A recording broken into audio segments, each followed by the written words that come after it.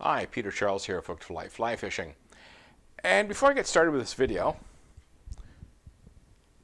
cheers to all fellow Canadians. Happy Thanksgiving. Don't eat too much turkey. Whiskey's okay, but not too much turkey, all right? Okay, this video is about a problem that somebody posed to me on my last video. And what they said is, what's the benefit or the drawbacks from using Splitshot versus PolyLeaders when you want to get a fly down on the end of a floating line? And that's really the question here. If you're using a floating line and now you need to get your streamer, your wet fly down, and you're swinging a fly out there, what's the best solution? Well, we have actually three solutions. We could use PolyLeaders, we could use Splitshot, or we could use a weighted fly. And I'm going to go into all three. Now, I'm not going to get into sinking lines. I've got other videos on sinking lines. I really, if I want to go down, I use an intermediate or a full sinker. But the reality is some people, all they own is floaters, and that's fine. But, if you need to get that wet fly or that streamer down, what method should you use? PolyLeader, Splitshot, weighted fly. Okay, let's go through them.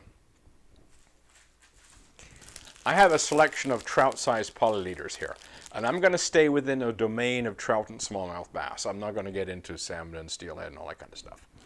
When you get into these PolyLeaders, they come in 5-foot and 10-foot lengths for trout. And there are others. There's steelhead and salmon, there's saltwater, there's a bunch of others. Stay with the trout for the lighter lines. From 6 to 8 down, you don't want to go anything heavier than trout. So what do you get with a PolyLeader? Well, they can come in 5-foot or 10-foot lengths. I generally use 10-foot most of the time, occasionally 5. What are the issues with it? Well, it's a leader, it's part of your leader system, and it's tapered. So it turns over beautifully. It just lovely rolls right out. You put some tippet on the end, then you attach the fly to that, away you go. You've got multiple densities, all the way from floating all the way to super extra fast sinking, which is about a type 6. So you've got this range of sink rates that you can pick to do whatever job you want. They present lovely, they get the fly down. A couple things to think about though, they're not density compensated. So the butt of this leader is going to be faster sinking than the tip. So when we're talking about the super extra fast sinking, the butt section is type 6, the tip section is only about a type 2. So it will pull the fly down, but it is not a super sinking solution. It's not going to get you super deep in a moderate walking pace current. But then again, don't overlook this. I've caught a ton of fish on PolyLeaders. They work super well. They're just not a super deep solution, even when it says super fast extra sinking. So you need to keep in mind that these are part of your leader system. They will allow you to take your floater and get a fly down. And in typical walking pace currents, depending on what you're using, you're going to be a few inches to maybe a couple of feet down. And that's, in a lot of cases, on an average trout river or an average smallmouth river, that's all we need, is that couple of feet just to get it down enough that, it's going to be in the fish's strike zone. So the good thing is they come in 5-foot and 10-foot lengths. They're tapered, so they turn over beautifully. They've got a loop at the back end. They hook onto where they are welded loops really nicely. So you go from welded loop to welded loop. That works great.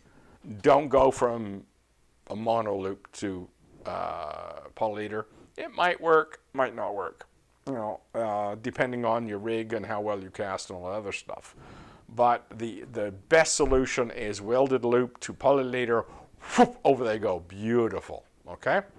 So that's the good part. What are the negatives? Well, the problem with PolyLeaders is they're not density compensated. So that, as I just described, the back end is, type 6, the front end is type 2.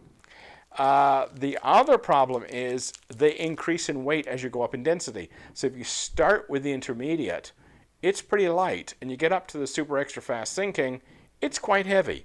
So when you're trying to cast these, the more density you add, the harder it becomes to cast.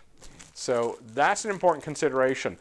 I use a lot of PolyLeaders in around the fast sink range because they're quite easy to cast, they turn over beautifully, and they get my fly down fast enough in my local river. So when you get into the super extra fast sinking, you better have the right line to do the job, or else it's not going to turn over. So I've got two lines here to illustrate the problem. This one here is a 5-weight, and this is a 5-weight. This is the airflow. This is an old airflow presentation taper. It has a fine tip, and the taper is like 9 foot long. It's designed to cast dry flies, and it does a beautiful job of doing that.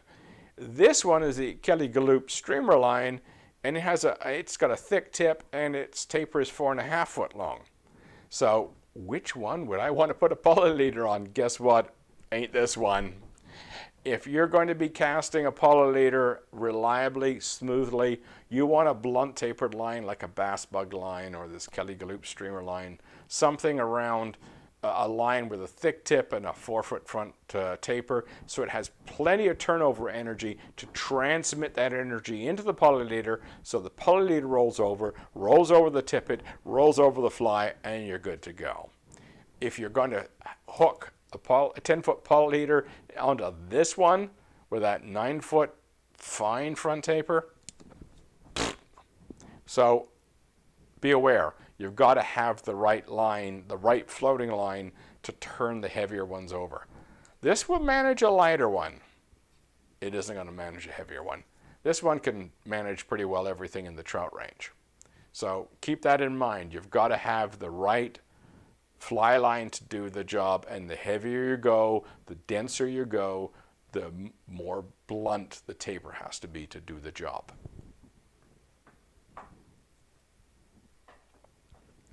The other thing I'll mention with lines is that as you go up in line weight, it gets easier with the trout. So if you're down at a 3-weight, 5 foot is the maximum, and maybe fast sink isn't the maximum. As you go up in line weight, you can handle more. So the more mass the fly line has, the better it can drive the heavier ones over. But always keep in mind, the floating and the intermediate are very light. The extra fast sink and the super extra fast sink, they're heavy. So you need more mass to turn them over. You need a lot of mass to turn over a lot of mass. You can't go the other way. You can't use a little bit of mass to turn over a lot of mass. It isn't going to work. Okay, I love PolyLeaders. I use them a lot, but I use them appropriately. And I get the job done, and I've caught a ton of fish on PolyLeaders over the years. But you have to use them appropriately. So, next up, split shot. Well, I got some tin here, and it's little. This is number 6. And I've got some lead. Okay, why wouldn't I use split shot on the end of my leader to pull it down? Well, you could. Works fine, up to a point. First off, this light number 6 stuff, this is okay for nymphs because nymphs are being dead drifted. So you drop the nymph down, it goes with the current. It'll sink, no problem. When you're trying to swing this in current, this stuff is useless. So you have to go to something heavier, which is this. This one is, what? Oh, I don't have my glasses on. This one's BB, okay? You got AB, AA, BB. You've got a variety of sizes, and this is lead, and it's meant to be pinched on your leader. Oh, by the way, that's meant to be pinched on your leader as well. Okay, what are the issues with using this stuff? Well, first off, when you're casting split shot all day, I guarantee you at some point you're going to cast it off. You're going to make a back cast and the lead flies into the bush. It's not good for you, it's not good for the bush. So it doesn't stay on your leader very well over time. You might get it to stay on for 5 minutes, 10 minutes, half an hour, depending on how well you cast. But eventually, if you're overhead casting with split shot, you'll cast it off. It'll end up in the bush. And you know what? What else happens? At first you don't notice, especially if you're using a really heavy-duty line. You don't notice, and you're casting away, and all of a sudden your fly was a foot down or 2 foot down, and now it's right up at the surface, and you haven't noticed. You can fish for a while without realizing you've lost your split shot. Okay, another problem is if you go heavy enough, it turns your line into a bolo. Tangles, mess, knots, blech. Okay, so it's not always the best. The other thing is it tends to slide down your leader. So you could put it above a tippet knot. That works fine. If you put it above a tippet knot, it'll stay in place. But if you put it on the leader where there's nothing between the split shot and the fly, I guarantee you, I'll bet my next paycheck on it. Okay, I'm retired. I don't get a paycheck. But I'll bet my next paycheck on it that split shot after a couple of casts is down right on the nose of the fly. So if you add split shot to the nose of the fly, what are you doing to the action of the fly? Well, that'll depend on the fly, but you could end up deadening the action. So putting the split shot right on the nose of the fly is not always the best solution. And again, eventually it'll cast off. The other thing is lead is illegal in a lot of places. You can't use this stuff anymore. So I can't, on some rivers, you can't use this. And really, you know, I had to go looking for this pack because I'd put all my lead away. I'm not using lead anymore. So I haven't been using lead in a number of years. So I stuck it in a drawer because I don't know how to dispose of it safely. But I've stuck it in a drawer and, you know, I had to go find it. It's illegal in a lot of places. There is a little solution, and I don't know if you can see this on camera. I'll hold it up and see if you can see it. This is a bullet weight. It's a tungsten bullet weight, and it's used in conventional angling, and this one is 1/16 of an ounce or 27 grains. You could cast this. So if you needed to get down and you don't want to use split shot and you don't want it to do ugly things to your casting and you don't want it to fly off, you know, this 1/16 ounce bullet weight might be a solution. So that'd be a thought. It's not toxic. It won't harm the environment. It'll stay on your leader because the leader gets threaded through it. You know, and if you put it above a tippet knot, it won't go down to the fly. But because it's tapered and nicely shaped, if it went to the nose of the fly, it probably wouldn't make that big a deal. So, you know, a little tiny bullet weight might be a solution if you want to add weight. But the thing is, I'm not crazy about putting weight on the leader itself because, you know, you can still end up with that bolo effect when you're casting. You can get some bouncing going on. It gets ugly at times.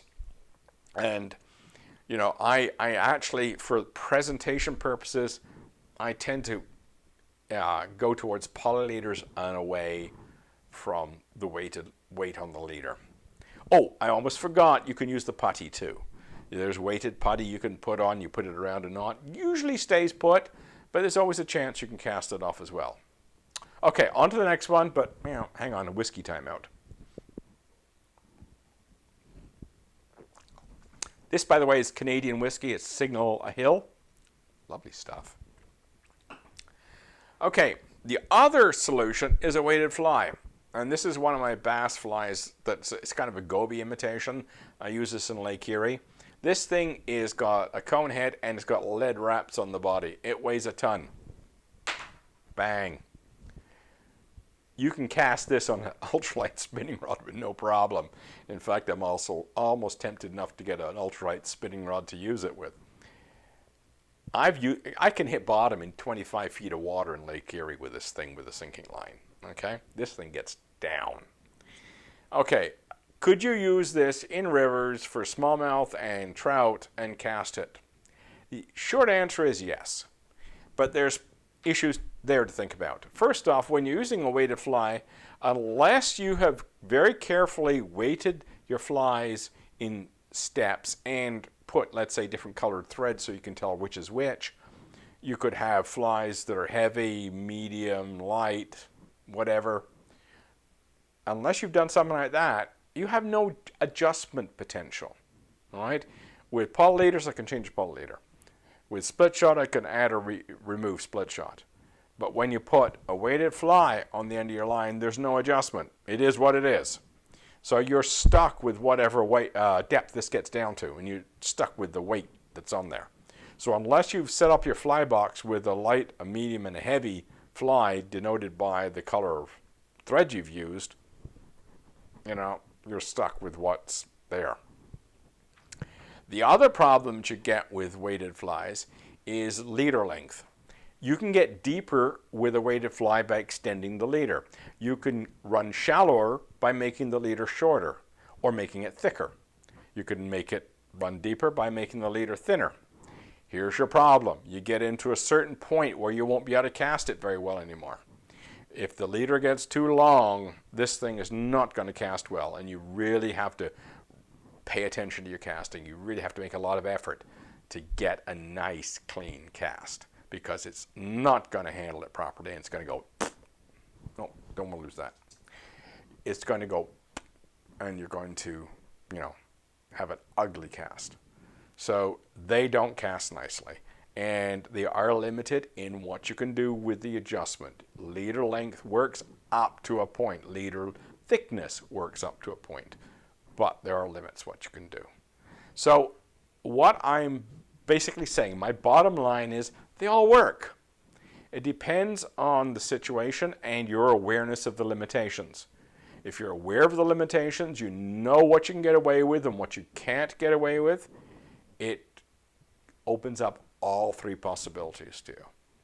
And if you're not aware of the problems and you use something in an inappropriate situation, you can end up having a very, very frustrating day. So keep in mind, PolyLeaders work great, but the denser they are, the heavier they are, and you better have the right fly line to cast them. Splitshot, you got to be aware if it's lead, you got to be aware if it's legal, and you got to keep it on your fly line, on your leader, and you got to make sure that it doesn't turn your rig into a bolo. Weighted flies, there's a limited amount of adjustment to them. You've got to live with the weight that's on the fly, and they can be ugly to cast when your leaders get long.